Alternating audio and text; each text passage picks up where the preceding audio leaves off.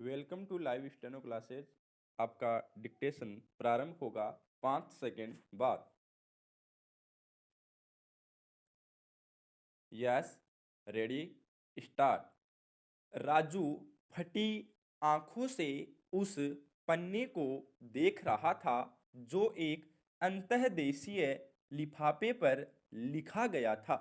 Stop. Raju के बड़े भाई निखिल की आंखों से आंसुओं की धार बह रही थी। स्टॉप। उसने ही यह पत्र राजू को पढ़ने के लिए दिया है। स्टॉप। पैरा। प्रिय बेटा निखिल, कोमा, मैं जतिन गांधी का अभागा पिता तुम्हें यह पत्र लिख रहा हूँ। स्टॉप।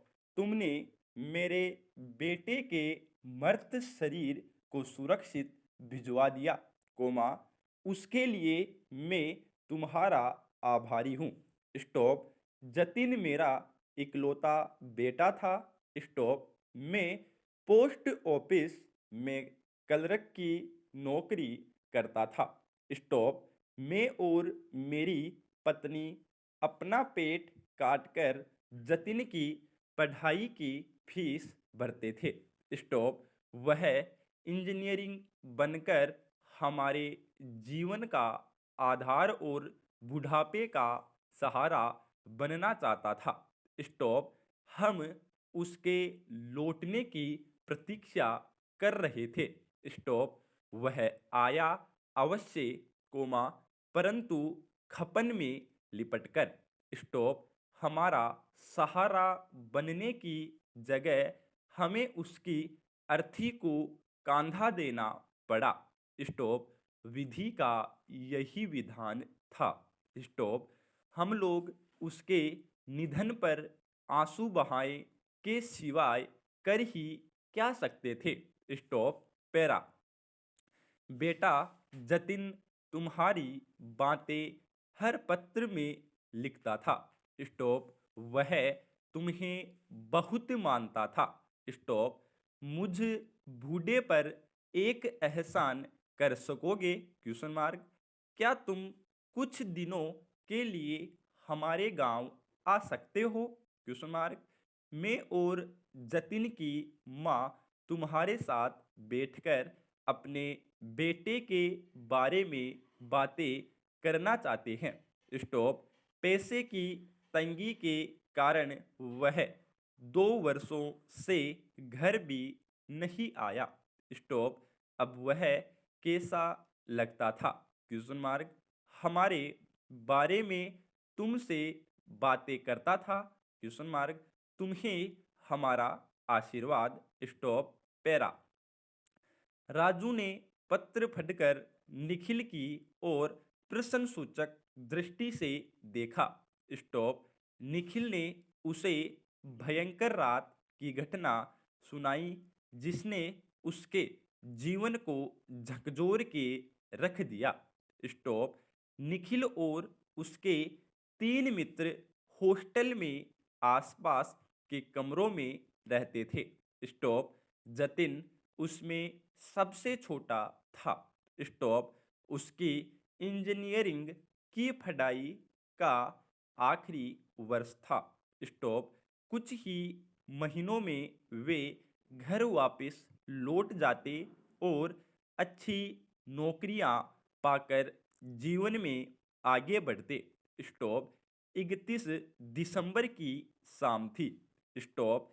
इन चारों ने नए वर्ष के स्वागत की पार्टी में जाने का निश्चय किया। स्टॉप। निखिल को अपना प्रोजेक्ट पूरा करना था, कोमा, इसीलिए उसने जाने से मना कर दिया। स्टॉप। उसकी जगह पास वाले कमरे में रहने वाले नरेंद्र ने उसके अपनी गाड़ी में ले जाने का सुझाव दिया। स्टॉप। पार्टी में काफी चहल पहल थी।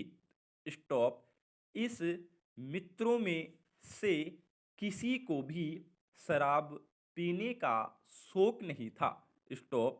परंतु जैसा कि इस उम्र के युवाओं में आदत होती है, कोमा कुछ लोगों ने उन्हें जबरदस्ती शराब पिला दी थी।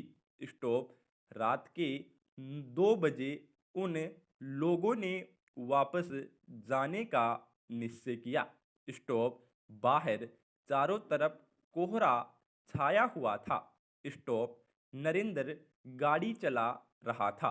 स्टॉप। हेडलाइट जलाकर भी उसे कुछ दिखाई नहीं दे रहा था। स्टॉप। पार्टी में जोर से शोर मचाकर नाचने से बाकी लोग अपनी आंखें बंद करके सो गए। स्टॉप। नरेंद्र की आंखों में भी नींद भरी हुई थी। स्टॉप। अचानक गाड़ी जाकर फ्लाई ओवर के खंबे से टकराई। स्टॉप। नरेंद्र के अलावा बाकी तीनों की उसी समय मृत्यु हो गई और नरेंद्र की कई हड्डियां टूट गई। स्टॉप। सारा शरीर कांपने लगा। स्टॉप।